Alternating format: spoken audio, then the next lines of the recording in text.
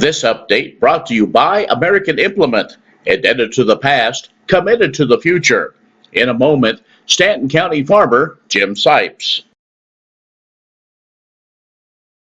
Would you like to see something done about high gas prices and low unemployment? Western Place Energy in Campus, Kansas is doing something about it. They're a proud part of Growth Energy, America's ethanol supporters, and they employ 38 people and will be adding more following the expansion.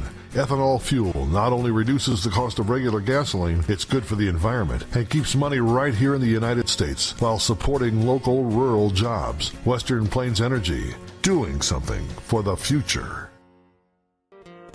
Day and night till the job is done, Teter is the one that works for you.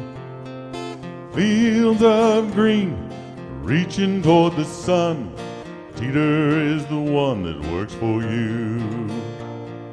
Teter is the one, Teter is the one that works for you. Teter Irrigation, your source for water management. SNS Trailer Sales, with 2 locations in Ness City, Kansas, is where everybody goes to buy or rent trailers.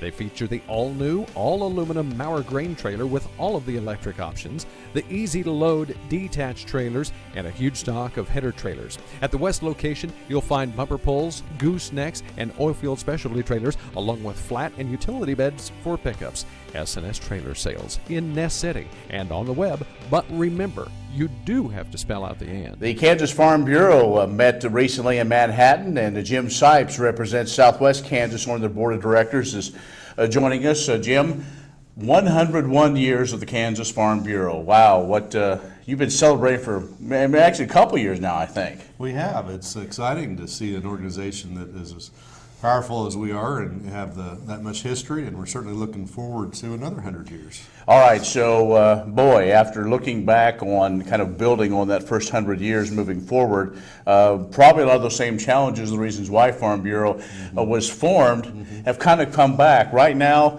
agriculture is definitely facing its just a stack of challenges. Oh, certainly we are. We're seeing commodity prices that are making it challenging to pencil a profit on any kind of crop right now. So we're getting ourselves ready for the next 100 years. We've spent the last year doing a task force looking at what we need to do for Kansas Farm Bureau going forward. Or do we have the right purpose? Do we have are we still relevant? And it turns out that the same structure that has been in place for these last 100 years appears to be necessary for the next 100 years.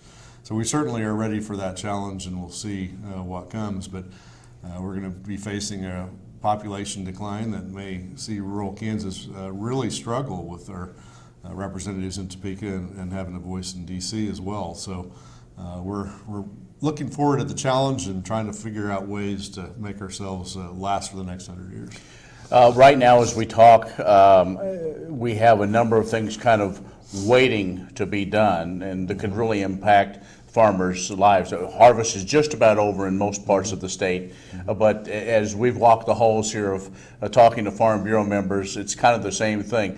We need a market. We've got grain on the ground, we've got grain that needs a place to go, but we keep hearing these trade deals seem to be elusive. Yeah, and unfortunately, I think we're in this for the long haul.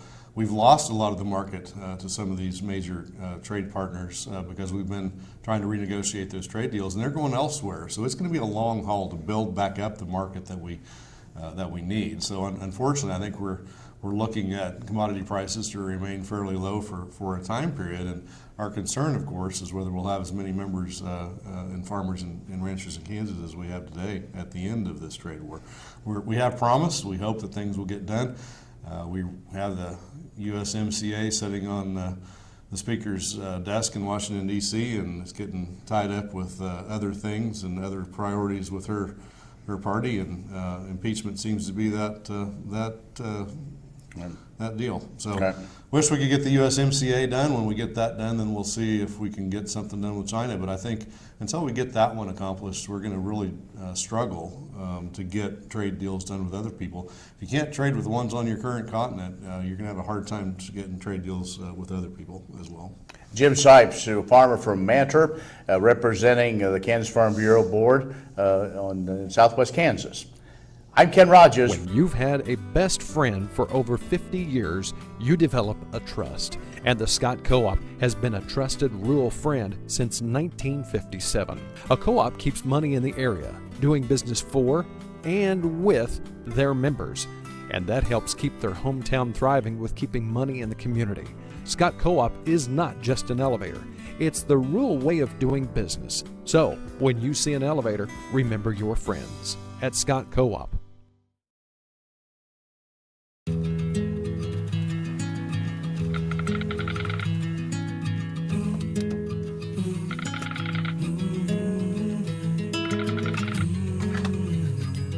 The cost of everything has gone up dramatically over the last 75 years.